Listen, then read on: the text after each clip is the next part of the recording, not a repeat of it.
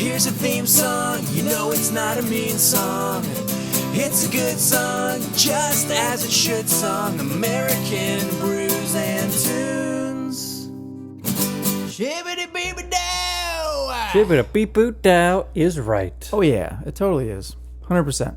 Well, it's definitely not wrong, I can tell you that. No, it could never be wrong. Anyways, welcome to episode number 93 of American Brews and Tunes. My name is Stephen Johnston. My name is Jesse Titus. And we're here with a fun one-off. Really fun one-off, yeah. Pretty excited for it. Fun or not fun, depending on how you look at it. Maybe fun's not the best way to describe it, but a one-off, poignant one-off, yeah, a one-off that needs to be done. You know what aggravates me? When What? people say poignant. People say poignant? Yes. Really? And not ironically. Like, seriously? Yeah. When I hear that. I've never heard anybody say poignant. I have, multiple times. What a poignant point you have. People have said, like, sentences like that to you before? Yeah, but not like as a joke. Wow. Like if I wanted to be funny, I would say poignant, but all the time it should be poignant. Poignant, yeah. I'm trying to think of other examples like that, but I can't think of any off the top of my head. I'm sure they'll pop up at some point in time. At some point in time. Anyways, for the one-offs, as you guys may or may not know, we each try one beer and we review one album. Yep. And this week we are reviewing Mac Miller's posthumous release, Cirlces. Yes. That's why we were going to say poignant. It's a posthumous album. Yeah. Fun is not a good descriptor for fun's that. not a good descriptor, but it is a one-off or an album that we need to review. Yeah, agreed. Because of how fantastic Mac Miller is. R.I.P. R.I.P. Or was. But before we dive into that album and go swimming in it, let's talk about this beer, shall we? Yeah, let's go swimming in something completely different. No, we've had Goose Island Bourbon County brand stout on the podcast in some capacity before, I believe. I believe so, too. I don't know which one I'd have to go look into it. But this one is a 2019 variant. Every year they release the regular stout and several variants. Like one year they did a vanilla rye. They've had coffee. They've done wheat wines. All kind of interesting Isn't stuff. it pretty standard that they do a regular one and a coffee one now? Or is that not standard? They didn't have a coffee one this year. Oh, really? Okay. This one might be a version of it. This year this is the Goose Island Bourbon County brand Cafe de Olla Stout. And this is based on some type of coffee drink that is popular in South America, the Cafe de Olla, something along those lines. But here's what they say about it. Stout aged in bourbon barrels with coffee, cassia bark, orange peel, and panela sugar. And that panela sugar is like raw sugar kind of? Yeah, like sugar cane? Yeah, so it's interesting. It's a really...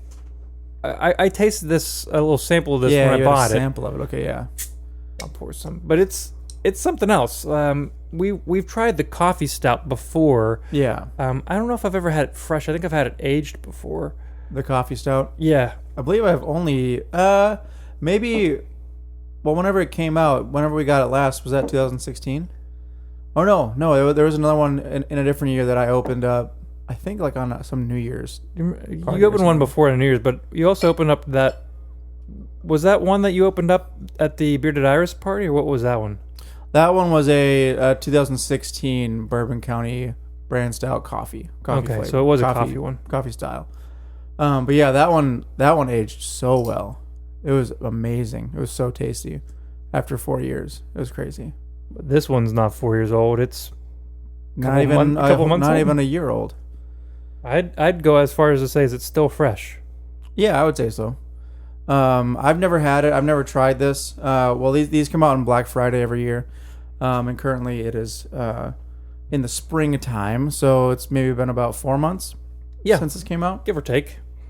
Whoa, it's pretty dark as you'd expect from a stout, and it's got a very light head on it that's kind of dissipating here pretty quickly. Yeah, I mean it's like a mid-range. It's not as dark as ahead as some stouts that we've had, but it's definitely not like a brown ale stout. I can definitely smell that boozy bourbon flavor, but it's also got the chocolatey notes. Pretty much everything you'd expect from a stout. Also, I guess I should say the reason why I picked this beer, I wanted to do some type of bourbon aged beer. Yeah. Because there was that, I don't know if I mentioned it in the last podcast, but there was a episode of That's Weird, Let's Drink It, or That's Odd, Let's Drink It, which was an internet TV show from First We Feast, where Sam, I don't remember his last name, the founder from Dogfish Head, would create a strange beer and then have like a celebrity drink it. Yeah. So he had Mac Miller on it, and Mac Miller's talking about how he likes liquor and whiskey, so he made him a barrel-aged beer. That's pretty interesting. Yeah, so I was like, maybe this Mac Miller would like this. I don't know. Yeah, who knows? Maybe he's cracking a big one, cracking a cold one with the big guy in the sky. Maybe. It's possible for sure. Cracking beers with Jesus. That would be good news. But so in lieu of our normal cheers, why don't we just cheers to Mac Miller? All right, so what do we say? Cheers to Mac Miller? Yeah, cheers. All right. Cheers to Mac Miller. It feels so weird to not say shibbity people down. We'll say that at the end of the episode. Okay, but this drink is from Mac Miller. Yeah, let's give it a shot. Yeah, well, I'm not going to give it a shot. I'm going to give it a taste. Shot is for college students. Very smooth. Whoa. But you get a lot of the different flavors. It tastes. Whoa. You get that black coffee flavor. Yeah, it almost tastes like if you've ever had like a really strong cold brew. Yeah. It kind of tastes like that. I don't know if you've ever had a Cuban coffee. Maybe. It's like espresso with maybe like like not even splash, like maybe a drop of milk. But they also put, actually it might just be espresso with raw sugar in it. Yeah. I think that's what a Cuban coffee is. It reminds me of that. Jeez, yeah, it tastes so weird. There's almost like a nutty taste. Yeah. And if you've ever eaten just like a straight coffee bean, it almost kind of tastes like that. Like it has the same type of bitterness. Yeah, it's really that a straight up coffee bean would have. I think the coffee comes through much more here than on the actual coffee stout. Yeah, well, it's just a different type of coffee. Yeah, it's so much it's like more a really dark. like sweet bitterness. Yeah. It's weird. It's really good. That sweetness because it comes from the raw sugar. I'm assuming that they put in here. Yeah, it's pretty good though. Do you taste any of the orange? Yeah, that's what it is. It's almost like a little citrus note along with the bitterness of the coffee. That's really weird. I've never experienced a barrel-aged like coffee stout that has that type of coffee bitterness in it. Yeah, it normally is a little bit more subdued, a little bit less bitter, and sometimes it can be confused a little bit with the roastiness of the stout itself. Yeah, it almost blends. I wouldn't say it blends better, but it's easier to lose the flavor in other coffee stouts. Yeah. Because other like stouts in general, because the malts are so roasted, you already get that coffee flavor, and so by adding coffee, it like Jesse said, you do kind of lose some of it. But this one, it's kind of like up in forefront. Yeah, it is. The first like note that hits you is bam, that coffee, that bitter, almost cold brew flavor. Like if you had straight cold brew, like no cream, no almond milk or cashew milk or whatever other milk you want to use, like no ice either. Like it's just like straight cold brew. It's very, very interesting. I like it. Very a lot, good. Yes, it's one of my favorites. I think of the Goose Island Bourbon County releases.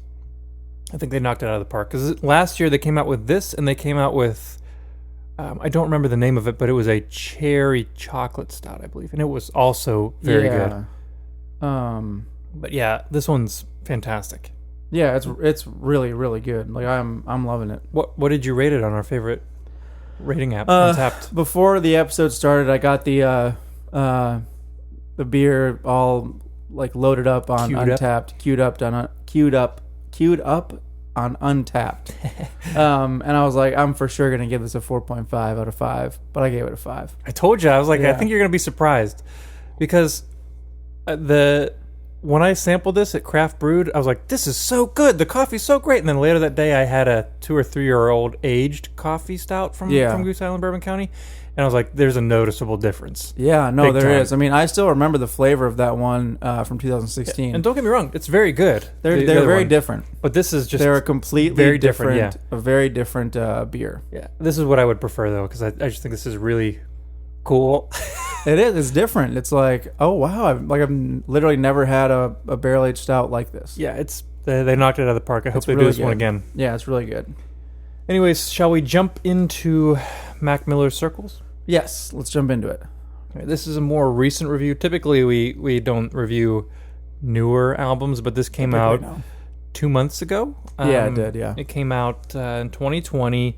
It was released on January 17th, but it was announced on January 8th. So yeah, very little time between announcement and then release as well. Yeah. And it was the 6th studio album for Mac Miller, and obviously his first posthumous release, at least official release. I'm sure that people have released features like that he was on, but this is the first Mac Miller proper release. I don't know if there'll be more coming, but who knows? I mean, I guess I haven't heard about like how much he had recorded in terms of material after. Some people have alluded to other things, but that like there's more than just this album. But we'll see. When it was announced, there was a post on the social medias from his social medias that his family had put out. Yeah, and I'm just gonna read it all so we can know where it's coming from. Yeah, it sums up pretty. I remember when I saw this post and I was like, okay, that sums up. It makes sense pretty well how their family was feeling at the time. Yeah. So here's how they announced the album. Here we are. The act of having to write this at all feels surreal. At the time of his passing, Malcolm was well into the process of recording his companion album to Swimming, entitled Circles.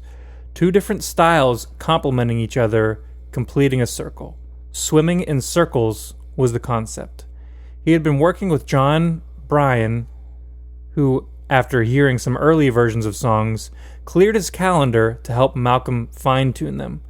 After his passing, John dedicated himself to finishing Circles based on his time and conversations with Malcolm. We are eternally grateful to John and those who gave their best to the difficult and emotional task of putting out this body of work. This is a complicated process that has no right answer, no clear path. We simply know that it was important to Malcolm for the world to hear it. One of the most difficult decisions in the process is how to let people know about it, how to communicate meaningfully while keeping sacred what should be kept sacred. So this will be the only post of any on any of his channels. Information, and then they give the names of the other social medias that they're going to post forward. Thanks to all the fans who have supported him unconditionally through the years. We miss him. We are left to imagine where Malcolm was going and to appreciate where he was. We hope you take the time to listen. The look on his face when everyone was listening said it all. With humility and gratitude, Malcolm's family. Yeah. So I think that really, really does cover it all. Yeah, it really does. It's a sad. I can only imagine, obviously, what they had went through. But it's in general always sad to lose someone who, in my opinion, was maturing in their career. Yeah, in their musical career. His arc was just beginning. I really feel like, it was just in the process of a huge change. I feel like there was big things coming. Yeah, and that is really sad that we won't know what he would have written in the future. But this was nice that we as fans got this. Yeah, the world got this, I guess, for sure. John Bryan, I believe that's how you pronounce his last name. It's Brion. Brian. I'll just go with Brian. I don't know. As they mentioned in the post, he had worked on Mac Miller on Swimming, the first album. But he had also done way more in his career. He'd done a lot of producing for Kanye West, Fiona Apple, and a bunch more artists. But he's also scored a ton of movies, like Magnolia, Lady Bird, Christopher Robin, Eternal Sunshine of the Spotless Mind. And like you can go on Wikipedia and just look at all he's done. He's done a ton. Done a lot then, yeah, wow. So I mean, with his production knowledge and like scoring of movies, he's got a lot of experience with arrangements, instrumentations, production, all kind of good stuff, engineering. Yeah. So I guess it was in the right hands. Is what I'm trying to say. Very capable hands. Yeah.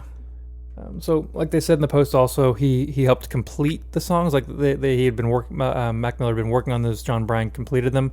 I'd be very curious to hear how they were before. How the songs were before he started working on them. Some of the songs apparently were close to completion, or maybe fully completed. Others, who knows? Yeah, there's one song on the album that almost feels like there was supposed to be like another verse. Like another verse that was never recorded. Yeah, I could see that. I wonder if we're thinking the same song. I'm sure we are. Perhaps. But anyway, yeah, I would also be curious to hear and compare. Hear and compare. Yeah, know the difference between maybe the finished product and where Mac left off. Yeah. But either way, though, I think overall it's a pretty fantastic album. Agreed. A lot of people thought that because it was met with critical acclaim. And commercial success. It made it to number 3 in the Billboard 200. I don't know. I just really like the production. John Bryan played most of the instruments. And other than some clearly like synths or some electronic sounding stuff, some samples, whatever, there's a ton of live instrumentation on this album. Yeah, a lot more than probably previous albums. Yeah, it gives a real natural feel. Yeah. And I think that's really appropriate here because this album... other than one song, it's mainly just singing. Yeah. There's rappy elements. Yeah. But it's more of a singing album. Yeah.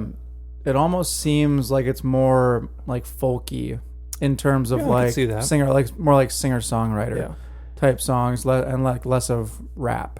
And John Bryan had mentioned that this was actually supposed to be a trilogy of albums. Really? The first was Swimming, which was the rapping and the sing-song. This was going to be the sing-song, and then the third was supposed to be just rapping. I don't know if there is anything from the third one. Yeah. It'd be nice if there was, but based on the information, how they're talking about how this one wasn't even completed, I'd be surprised if there's much on the third one. Yeah. Shame. But without further ado, shall we go ahead and talk about the songs? Let's jump in, yeah. All right, the first song is the title track. Circles. I feel like when we talk about title tracks, we only bring it up when it's like the last song, because we're like, that's weird. Yeah. But it really isn't. No, it's not. Title tracks can be wherever the band or producer wants in the album. And here they wanted it up at the beginning. Yeah, right at the beginning. Yep. This song really bridges the gap from Swing to Circles. Yeah, I think so. It's really got a similar subject to the last song on Swimming, which was So It Goes. Yeah. And the last line of the last verse in So It Goes says, "My God, it go on, just like a circle, I go back to where I'm from."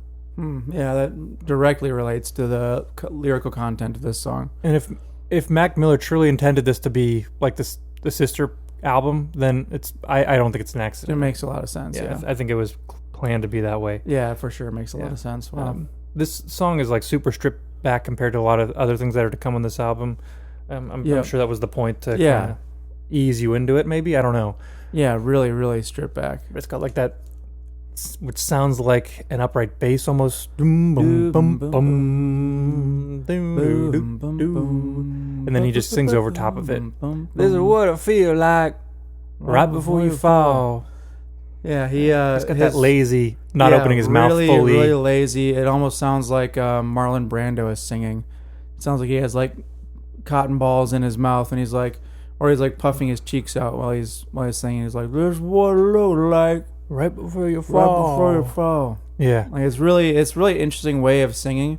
I know like lazy is a pretty good term to describe it, but it's definitely not lazy. Like it's intentional. Oh yeah, it's the way that he's singing. Yeah, it's definitely intentional. It's just that description. I'm personally a pretty big fan of. I like how he sings on this album. I am too. You get a taste of it on the last album. Well, a lot of it's on the last album too, but but more so here. Yeah, but this song is like we said before, very stripped back, but the message is really clear in the song though.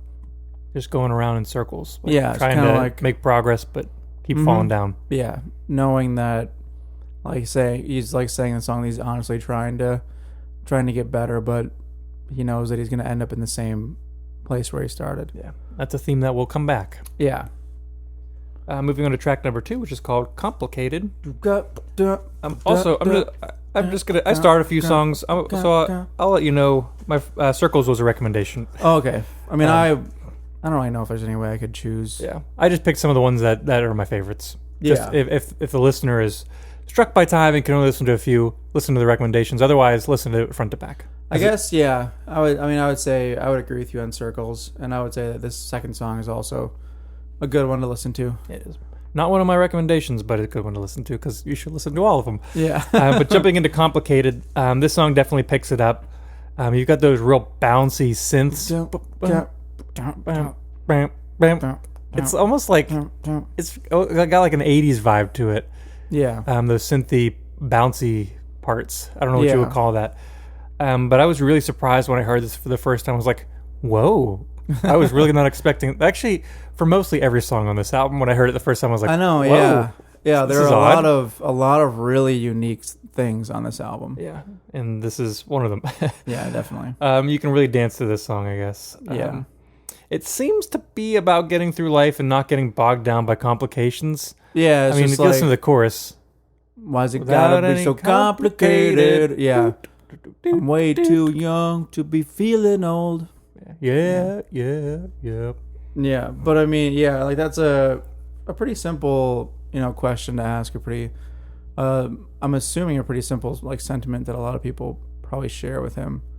Like it just seems like things could be a lot simpler in life, Yeah. and normally we tend to make things more complicated than they need to be. Yeah, and that usually happens when you get older. Yeah. So, trying to stay young, I guess. Mm-hmm. Which we all are. Yeah. Moving on to Blue World, which is my next recommendation. Yeah, 100%. This is my favorite song on the album. It's a great song. It's so good. It's got a sample in it. It's a song called "It's a Blue World" by the band The Four Freshmen. It's a song from the 1950s.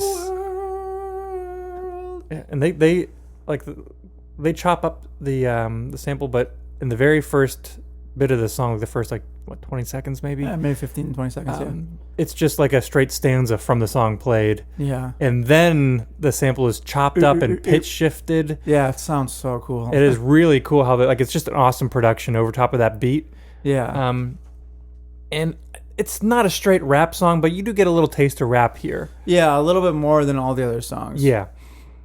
But it's such a cool song. Like it's a really fun sounding. Yeah, it just sounds so good. It's a mad world and make me crazy. Might just turn around, do 180. I ain't politicking, I ain't kissing no babies. Ooh, Devil says on my trip. doorstep being so shady. Don't trip. Yeah. That kind of seems like it's what it's about, though. Yeah. It's just like trying to stay upright. I like in the second verse when he's like, crushing my mind. Yeah. Feeling so fine. I can't remember exactly what he says, but he does that where he goes up the melody a little bit. There's a little. I'm pretty sure it's a song where it's got that little bridge where he goes into the falsetto. Some people better. Yeah. And I really like that part, and I wish it was longer. But it's okay. Something to look forward to every time you listen to it. For sure. Moving on to track number 4, or do you have Yeah. any? No, that was it. Fantastic song. Blue Track World. number 4 is my next recommendation. Good news. Good this news. was the only single that was released? Yes, and this was released a day after they announced the album, so it came out on January 9th. Yeah. This song hits really hard. Yeah, it was. Like, It kind of made me think that the whole album was going to be super heavy. yeah. Because this is the one they decided to put out. Yeah, I know, and it right? makes sense why they put this one out. It's kind of more melodically catchy, I guess. Like I don't know. It makes sense putting this one out as a single. I think you could have put this one out, or you could have put out Blue World. I don't know. I guess if he would have still been alive when they released it, they probably maybe would have put something different out. Yeah, but this really shows like some of the negative feelings that Mac Miller was struggling with. Yeah. How he's always expected to be happy. Like the chorus says, "Good news, good news, good news" is all they want to hear. No, they don't like it when I'm down. When I'm flying, it make them so uncomfortable, so different. So what's the difference? Yeah. So he's like struggling when he's in his like depressive states. People don't want to have anything to do with it. When he's in his like super happy states, people don't want to have anything to do with it. So like, Yeah. what's the difference? Like, what do you do? Like, how am I supposed to act? Yeah. Yeah, and then the saddest part of the song is when he gets to later in the song and he says, how does he word it? He says like. Well, I picked out a couple lines that are... Okay, yeah. Why don't you just go through those? Yeah. I'll tell you which one I was thinking of. And I picked out some lines that I think... And they clearly aren't because he didn't commit suicide. This was unexpected. But they almost seem prophetic of his untimely passing. Yeah. Some of the lines are, why does everybody need me to stay? That's one. Mm-hmm. Another is, why I got to build something so beautiful just to set it on fire? And the last one I picked is... there's a whole lot waiting for me on the other side. Yeah, that's the biggest one, I think. But the one and I'm not so sure that it would fit into these ones, but maybe it would. The one that gets me is when he says, I heard they don't talk about me no more, and that's a problem with a closed door. Yeah. That's the line I think every time I hear them, I'm like, oh. Yeah. Yeah, it's the song gives you the chills and kind of really bums you out, but it's so good at the same time. Yeah, it does. But yeah, the whole the context that it was released in just really put a lot of darkness around it. Yeah. And not in the same way, but kind of like Black Star by David Bowie. Mm-hmm. But he knew he was dying. Yeah, right. So he wrote specifically about that. That's why this one's eerie, because it really seems prophetic, because he didn't know, but he wrote it like he knew. Yeah. Creepy. But really, really good song. Yeah, the production's cool. I really like that chord progression. Yeah, and all the plucked strings. Mm-hmm. Yeah, it sounds really good. Really, really good. Moving on to track number 5, which is a different sounding song entirely, called I Can See. Yep, very different sounding, but still very good. This is the one that Jesse likes to point out with the funny horns at the beginning. Yeah. So the horns at the beginning, it almost sounds like... if you guys have ever played Super Mario World 2, whenever you're in Bowser's Castle, I can't remember what part of the castle it sounds like this, but it's like, but it almost sounds like 8-bit music though. It's really interesting, and I love the way it sounds. And that's what you get at the beginning of this song. It just starts it all out. Yeah. But then you're left with this like slower, dreamy sounding song. Yep. And I picked the word dreamy in particular because in the chorus he said, if life is but a dream, then so are we. So are we. Show me something. It's a really floaty sounding song, real dreamy. It's just the best word I can think to describe it. Hey, it's a good word to describe the way it sounds for sure. Yeah. And so there's been a lot of speculation on the interwebs, and I tend to agree. I don't have any concrete evidence to back this up. Yeah. But it does sound like there is some Ariana Grande backing vocals in the chorus. Oh, really? Yeah. You can hear just like some ahs, a bunch of layered harmonies and all that. Interesting. And it sounds like her styling too, how she sounds. Maybe she did, maybe she didn't. I can't confirm. Can't prove it. It doesn't say anywhere like who participated. I've looked for it. Yeah, well, because I know it says on Lyric Genius that she does. Yeah. I read the liner notes in the CD. I couldn't find it. Okay. But that doesn't mean she didn't do it. I think she did. Yeah, because I know on Swimming, like John Mayer wasn't credited. Yeah. On playing on the whichever song that was. Yeah. But he did. Small World. Yeah, Small World. I think. Yeah. So it's definitely possible. Yeah. But good song. Yeah, definitely. That's definitely a good song. Moving on to another outlier of a song. The song, track number 6, is called Everybody. This is a cover song. Cover song, yeah. The original song came out in 1972 and is by Arthur Lee. It's a really fun sounding song. It is, yeah. It threw me for a loop when I heard it the first time. Yeah, first time I heard it, I was like, huh, this is like a blues song. Yeah, it really is. Like that, or like a blues, pop, jazz song. Yeah. For the most part, it's got that same chord progression going the whole way through. Yep. The chorus is everybody gotta live, everybody gotta die, everybody trying to have a good time. I think you know the reason why. Yeah. It's a really kind of fun sounding song. They've got the piano, the bouncing drums. Yeah. My fun little personal anecdote. Whenever this album came out, I pre-ordered it, so I got the nice little download code, and I burnt it to a CD. I had it on in my car, and me and my now fiancée were driving to the movie theater to see the movie Jojo Rabbit by Taika Waititi. Great film. Taika Waititi. What an amazing guy. I have it on DVD if you ever want to watch it. Oh, really? It's worth it. Yeah. Okay, yeah. I'll bring it I'll over. have Maybe we to- can watch it with K-Doc. I think he'd like it too. Yeah, that sounds good. But before we made it to the theater, the very last song we heard before we got out of the car was Mac Miller's song "Everybody." And at this Yeah. point, I did not know it was a cover. I Yeah, thought he same. wrote it. Yeah, same. I didn't know it was a cover either, so I was like, wow, this is like really different than anything I ever expected to be on this record. And then we go into Jojo Rabbit, and about halfway through, there's this super old sounding song that's the original version of Everybody. And I'm like, what the heck? It was so just ridiculous. very, very, I don't know. It was just such a weird coincidence. Weird timing, yeah. Yeah, I think it was a sign. A sign for what? I don't know. That Taika Waititi and Mac Miller are great artists. There you go. Great minds think alike. Yeah, I mean, great minds think alike, for sure. I'm sure Taika Waititi picked that song for a reason. I'm sure Mac Miller picked it for a reason. Yeah. Sound and meaning. Moving on. Yeah, moving on. Track number 7 is called Woods. Woods. This song's got a darker longing kind of feel. Like at that beginning when it's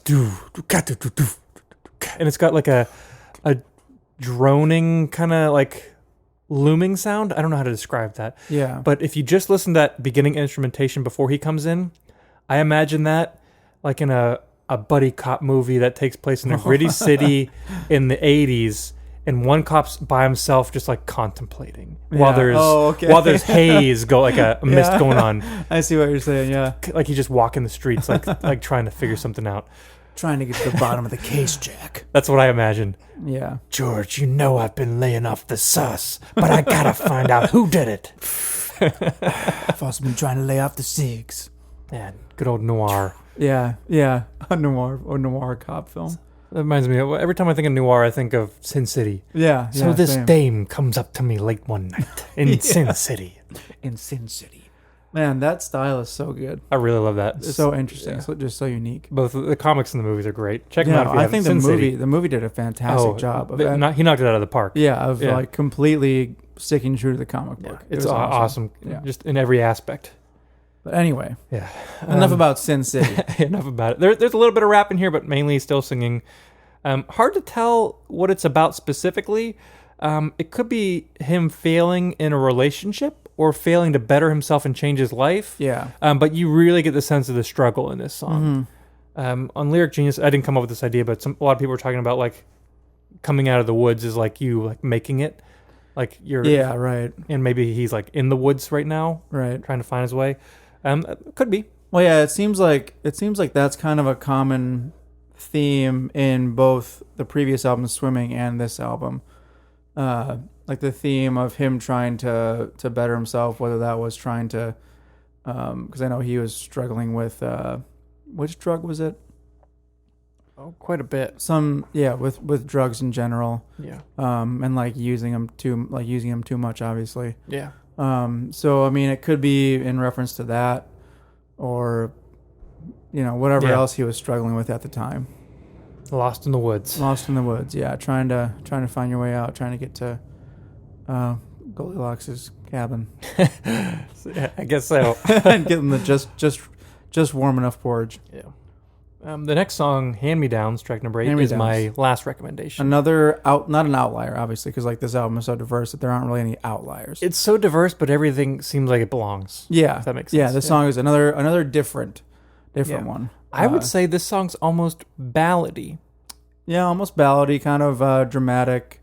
Yeah, but not in a cheesy like bad way. Like no, in a very very good way. Yeah, so I guess ballad is the right word for it. It's the only song to have a real feature. Yes. Other than the sample, but that doesn't really count as a feature. Yeah, another guy. Who is the guy who sings His name is Baro Sura. I believe that's how I'm pronouncing Baro Sura. But he sings the chorus. Yes, he does. Yeah. And the chorus is a play on words that I didn't really get until I was reading the lyrics. Yeah. It makes a lot of sense once you get it, though. Yes, it really does. They're talking about turning jeans into hand-me-down, like the jeans you wear. Mm-hmm. But they're actually not talking about jeans. They're talking about DNA jeans. Yeah, Genes. So he obviously falls in love with a girl talking about how she was designed perfectly. And they want to turn their DNA genes into hand-me-downs, obviously, so they want to start a family. Yeah. So it's not really like a sex song. It's like a love song. No, like it's starting a family. It's kind of like, man, like maybe I should Maybe I should procreate. Yeah, but for like love and for like Yeah. like you're great. I think you're the best Yeah. thing out there. Let's have a family. Yeah, well, I think, correct me if I'm wrong, but I feel like I've heard somewhere that he, like, in other previous songs, like, he had talked about wanting to provide grandchildren for, like, his mom. I made a promise to my mama that I'd bless her with some grandkids. She Yeah. could spoil them. Yeah. I love that song. So, I mean, maybe it had a similar sentiment to that, too. Like, he wanted to... he wanted to have kids. Yeah. He'd mentioned it many times before. So... but really kind of a cool chorus in there. yeah. And it like the melody is just really like catchy and beautiful me down throughout the song. Down, down, down, down. It's just really, really a nice song. Down. It was a surprise, like a really pleasant surprise. This song. Yeah, I was like, I was not expecting this, but now that I'm hearing this is fantastic. Like a really simple but bright and nice production. It's just really, really good song. Yeah.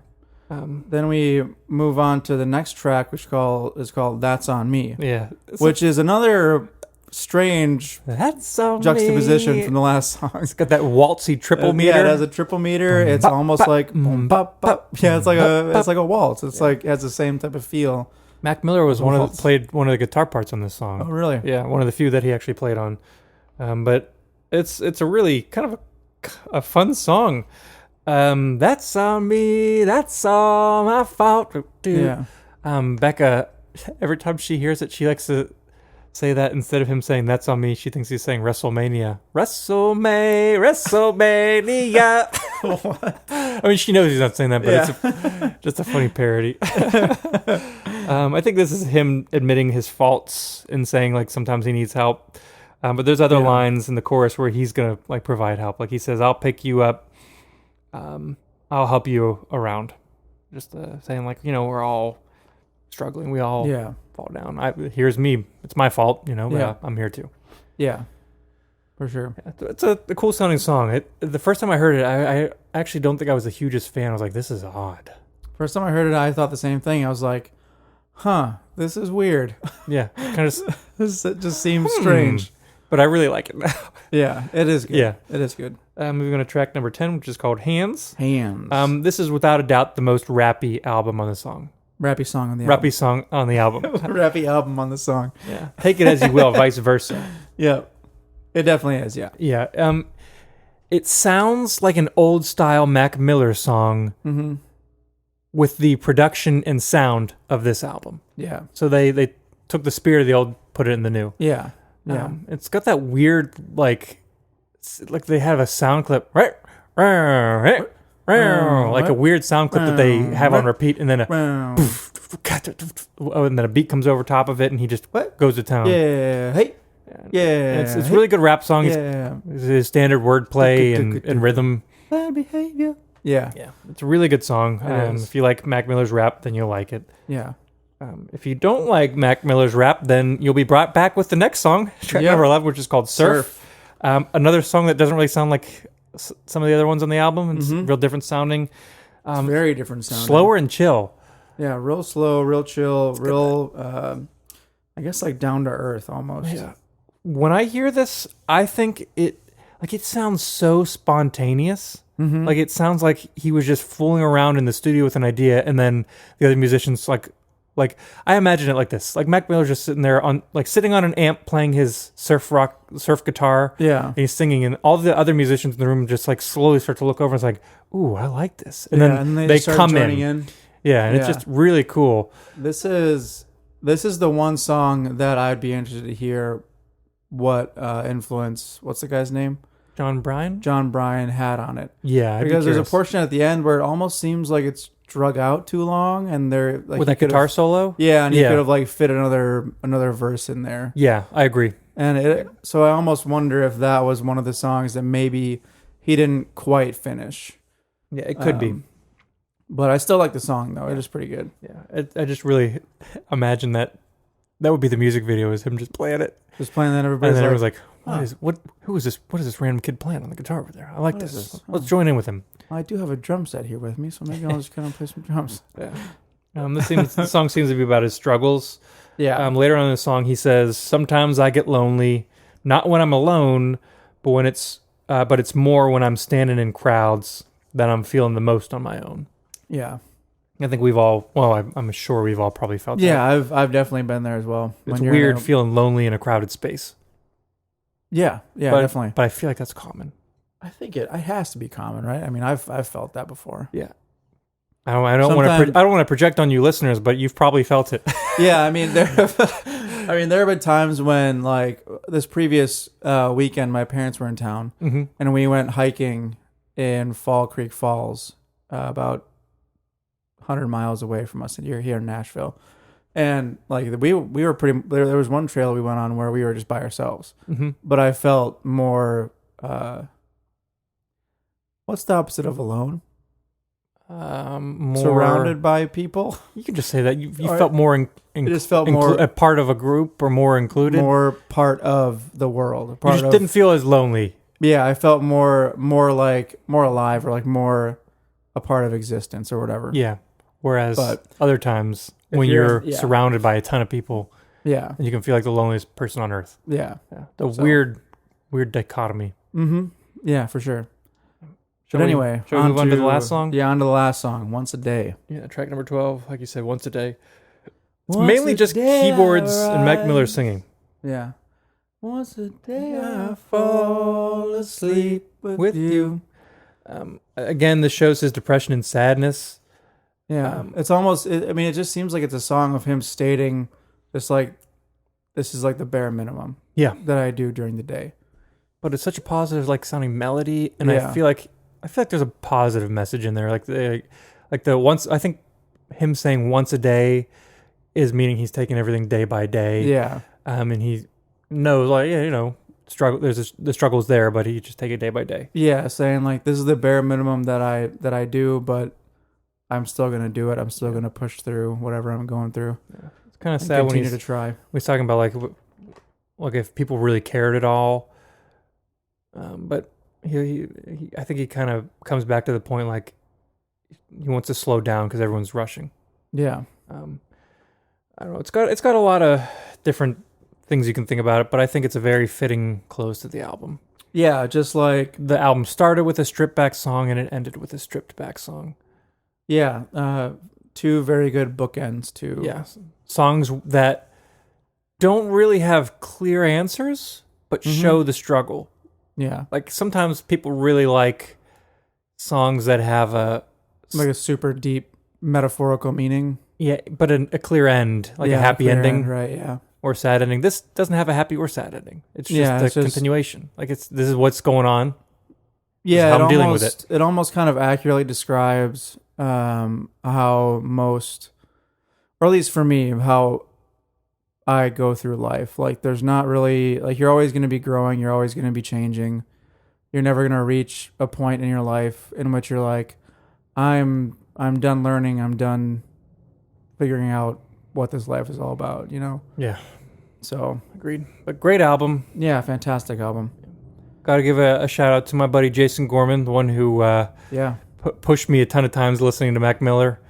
I haven't talked to him how he feels about this album. I gotta you should. Check. Yeah, and I know I asked him, or he had asked me whenever Good News came out. Yeah. I always ask him what he thinks of something. He's like, you know me, I'm always gonna say, that's gonna be. It's awesome. like I'm a little biased. I love everything he does, no matter what. Yeah. If I had to guess, I'd say he liked it. Yeah. I mean, if he's a diehard fan, then definitely. He's the diehardest of fans. Yeah, I have to thank him as well, because without him recommending it to you, you would have never recommended it to me to listen to. Yeah, so all the way back, shout out Jason Gorman. Also, I don't know if I showed you, he painted a skateboard deck. Did I ever show you that? He did the Mac Miller themed skateboard deck? No. It's real cool. I'll show it to me later. I'll show it to you. I can post it on the Instagram too if people want to see it. Yeah. We'll give a shout out to Jason and yeah, it'd be fun. Yeah. It's pretty cool though. It's got a bunch of Mac Miller things in it. Nice. Yeah. But anyways, Circles by Mac Miller is fantastic. Listen to it front to back. I really hope that there's more unearthed Mac Miller stuff to come out in the future. I really don't think there is. Yeah. I'll be surprised, but pleasantly surprised if there is. Yeah. So I don't expect anything else. I think this was more than we could have asked for. Yeah, definitely. Yeah. Great album. I mean, I was happy with Swimming. Oh, same here. Because it was a fantastic album. Yeah. But now that we have this, though, I'm definitely more than happy with that. I only wish Mac Miller was here to see it. Yeah, for sure. Anyways, what are your final thoughts on this beer? Stayed pretty consistent the whole way through. Very tasty. Absolutely delicious. Very tasty. Fantastic coffee flavor. Ridiculously interesting coffee flavor that they were able to achieve in this beer. They knocked this one out the park. Again, I hope they bring it back next year. I'll buy more awesome. For sure if they do. The cherry one's also really good. I can't remember what it's called. I think this one was better because I think I tried that cherry one. Yeah, cherry one's really good, but I agree. I think this one's better. Yeah, definitely. I went to Black Friday with my mom, and she liked the cherry one better. Of course she did. Yeah, but she liked both a ton. That was just her favorite. Yeah. Let's say we finish this beer. Yeah. How about Shibbity Beep Boo, Mac Miller? Sounds good. Shibbity Beep Boo, Mac Miller. Cheers to Mac Miller. Cheers to Mac Miller down the Cirlces hatch. If I wasn't so afraid of getting my carpet dirty, I'd pour out a little beer for Mac Miller. You know how they do that for like your fallen friends? Yeah. Yep. But this is a pretty dark beer, and this carpet is very cream colored. Yeah, and when I moved in here, it was brand new carpet. So yeah, true. I feel like I would get in some trouble if I had a beer stained carpet. Yeah, you definitely would. But either way, thank you for listening. But before we sign off, looking forward to next week. We're going to go back to our regular episodes. Where we're still going to review one album, but it's going to be our recommendations. Yep. So what I'm recommending for Jesse to listen to is Sublime, their self-titled album. Yep. And I am recommending for Steve an album by We Were Promised Jetpacks called These Four Walls. Yeah. So we don't know which one we'll record first, but either way, it'll be a good time. It'll be a good time. Yeah. Check it out. And if you enjoyed the episode, share it if you like. Yeah. Say, hey, there's this really great podcast that I listened to about beer and music. Hey, friend, I know you like beer and music. You should listen to it. Yeah. If you want if you want us to review an album, if it's something that you think we'll love, we'll hate, or just want to see what we'll think about anywhere in between, recommend it to us. We will literally review anything you recommend. Literally. Just send us a message on any of the social medias. If you look up American Brews and Tunes on Instagram, Twitter, Facebook, Twitter. We do. I think the one that I check the most is Instagram. Yeah. But we also have an email. AmericanBrewsandTunes@gmail.com. Yeah. Easy peasy, lemon squeezy. Easy peasy, easy leasy. Yeah. I got to go back and listen to 100 Grand. It's the if I 100 had Grandkids. When I first made 100 grand. Yeah, that's the one where he promised his mom some grandkids. Yeah. That's a good. Maybe I'll recommend that album for you to listen to at some point. Yeah, for sure. I haven't listened to it too much. Yeah. Well, is that Good AM? Yes. Yeah, that one seems pretty good. Episode 99 is only 6 episodes away. True. And since only one of us can have a repeating number episode, maybe it'll be yours and you can listen to that one. Maybe. That's how we should do it going forward. Also, think so? Maybe since we're just doing one album episode, we'll flip flop every other. We'll see. Yeah, we'll see. We can do anything we want. It's our own podcast. Yeah. Hey, if you guys are trying to change our format, don't tell us what to do. Yeah, come on. You guys can just go make your own podcast about beer and music. Yeah. No, don't do that because it might be better. Yeah, don't do that. Don't do that. Just listen to ours. All right. Anyways, thank you guys so much for listening. If you did, yeah. If you didn't listen, I hate you. You can't hear us anyway. My name is Steven Johnston. And my name is Jesse Titus. And this is American Brews and Tunes. Yeah. Tom Holland is the best Spider-Man. Here's a theme song. You know it's not a mean song. It's a good song, just as it should song. American Brews and Tunes. Shibbity-beeby-da.